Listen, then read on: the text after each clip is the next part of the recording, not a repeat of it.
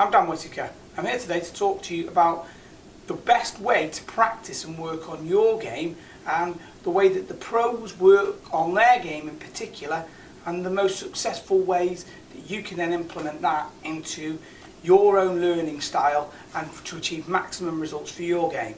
Now, I know that training aids are a massive thing. You know, that it's probably one of the biggest areas for sales in golf. Lots and lots of people buy training aids, but I don't think that people sometimes use the right ones for their game, or if they do, they swap and change between them very quickly. You know, a guy who gives an example of someone who really sticks with one training aid is Zach Johnson. He's used a swing guide for many, many years on tour.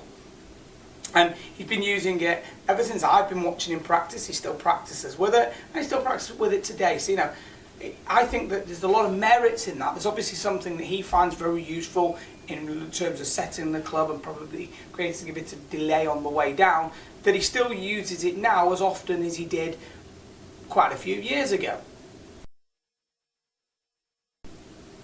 Now, another person who I see doing some great structured practice is from the same coach of using the same coach, Mike Bender, is Jonathan Bird. Now, what you can see here is I've set up the swing plane perfector here. This is a great tool. This for me, you know, can be used as a backswing tool. I use it to putt with. I use it for through the golf ball. It has many, many uses. But today I'm going to show you how you could work on your swing plane using something like this, and then also use the impact bag, okay? And then we'll see how that's related to what other pros are doing, and how they, once they get the idea of drills that they're trying to do, they really stick with those drills. So what I'd be doing, let's say I'm working on my backswing. What I would be doing is I'd set up the swing plane perfector, making sure that the angle of the stick coming out the ground is at the same angle as my golf shaft. What I'd then do is I'll set it up here, so the heel of the golf club is right on that base of the plane line. Now as I make sure I take my first move back, I'll turn the body and I feel the golf shaft starting to go up the stick. From there, once it's going up the plane, I'm going to set the club up the plane and make sure that halfway back I've got the club pointing back down to the floor where I want it to be positioned, and then I'm in position here. I'll then double check this all the way to the top and be checking what my plane angles are doing. So I would actually do that 2 or 3 times in between each shot, because I would want to really get myself having a nice feel for it. Now if I wanted to do that and implement the impact bag at the same time, what I'd be doing is I put the impact bag at my starting position. Then what I'd be doing is going back the plane line to the top, making sure I'm on plane, coming down, making sure that the club is back in front of me, so I'm getting a nice delivery position, lots of space for my arms, and I'm going to deliver the club into impact with my weight moving into my heel, and the club is following my body as my left arm is re-rotating back into the side of my body, and I come into impact to feel what that impact position feels like. What I then do is, done that one quite slowly there, done it in some stages. I'd do another one. This time maybe I'd just a little bit of flow to it. So, get the feeling for that backswing. First bit is always check my first move. Take it to the top and try and come down and hit the impact bag. So there I'm getting a feeling of what impact is going to feel like. Okay. Now, when hitting the impact bag, I don't like to see these people who hit it as hard as they can and almost try and career the impact bag as far down the range as they possibly can. I get a lot of young lads that when you get them using the impact bag for the first time, they proudly tell me, oh, I've just got the impact bag all the way into the net or all the way onto the driving range. But in reality, all you're going to do is actually injure yourself, because you've got such a rapid force coming down of club head speed, and then you're hitting the bag that hard, it's a shearing force, and you can damage some tendons in your wrists at times, and it's not actually that good for you. You want to use the impact bag to get a feeling, but not necessarily at maximum speed, because what you'll get is, you get a lot of people who'd hit this impact bag very hard coming down, and it will create this effect through the golf ball where the arms will keep on going, but the club head is stuck against the bag. I much prefer to see the bag being used in this manner. And if I was going to hit it hard, it would probably be like this, just a fraction harder. But I like to get the feeling of where that is at impact. So you'll see that it's a very good way to practice. So what we'll see now is bring just Jonathan Bird on, and you'll see a very good structured practice session that he's actually making.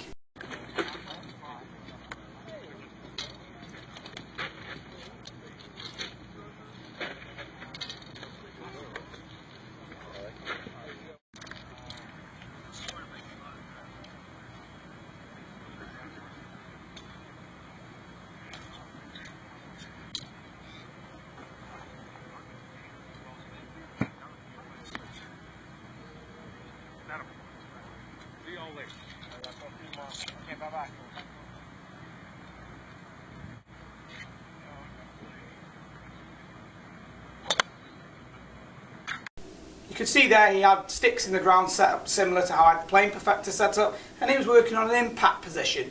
You can see how he went through 2 drills and then went and hit a ball. Now what I tend to see is we'll all tend to work through drills, you do 1 or 2 and then it'll be ball after ball after ball, and without necessarily having the reflection after the shot to be able to make the necessary changes required to give us the results for the next shot.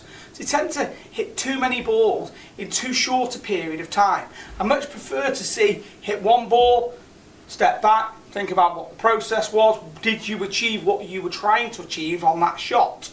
Okay, so maybe the swing needs to slow down in like a slower motion to give you more feel and more feedback, because your practice has always got to be about feedback. That's why the training aids and setting up a practice station like I had there is so important. So what I would do is I'd have the practice station, because I'd work on the practice station, then I'd hit a shot. Then I'd reflect and see how it felt, do a couple of swings on the practice station, then hit another ball.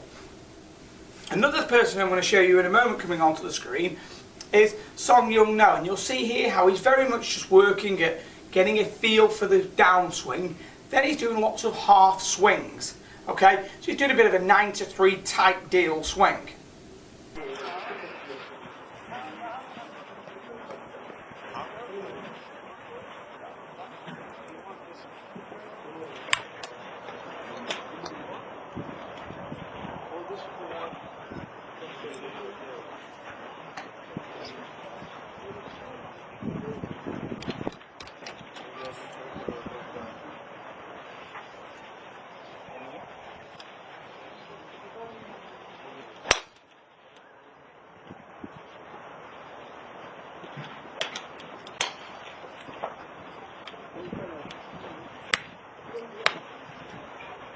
So you can see right there how he's working on that drill, okay? That's a really good way that he's done it. He's done it, got a feel, then hit a ball. Then got a feel, then hit another ball. So that's what we would be wanting to do. So if I was working at the same drill, what I'd be doing is, I'd have had my practice station set up with the impact bag for me personally, okay?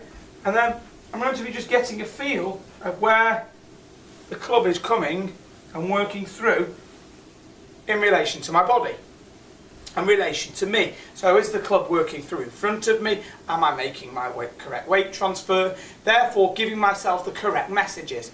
What I would then do is I'll then hit this little half swing shot. So I would go from the address position,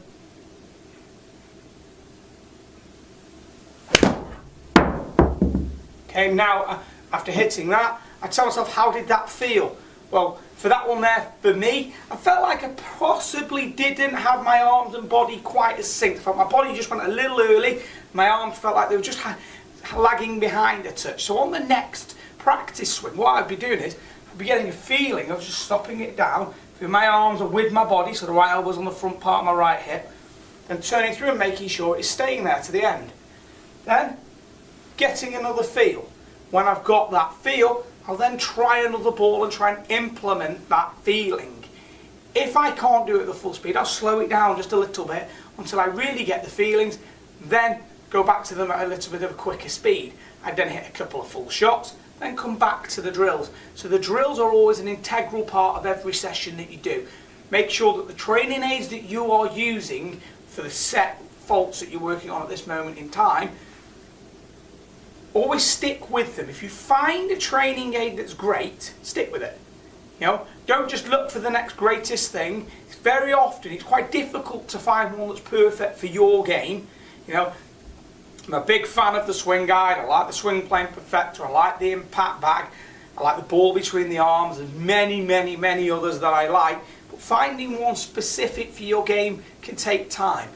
Once you find it, really groove it in, because it's going to take some time to groove it in, particularly if the old technique has been embedded. So there you've got an undoing process to go through. So make sure that each time you hit a shot, you're able to reflect on that shot, whether it was good, bad, indifferent, what happened in it, can you change it for the next one? If so, yes, great. Then make sure that you aren't doing things at too quick a speed. Make sure that you can reflect, you're using the training aids in the correct way, and therefore maximising your improvements. You could see there with the pros I showed you, they're all training in this manner, and this is what I would suggest you want to do for your game, as it's been proven with the best players in the world. I hope you've enjoyed this video. Please visit my website, which is www.danwhitakergolf.com. My Facebook and Twitter channels are below. Please subscribe to the channel here. Many more good videos on the way. Short game, long game, how to practice, different shots around the greens, lots of variety of things. So please like the video, and I look forward to speaking with you again very soon.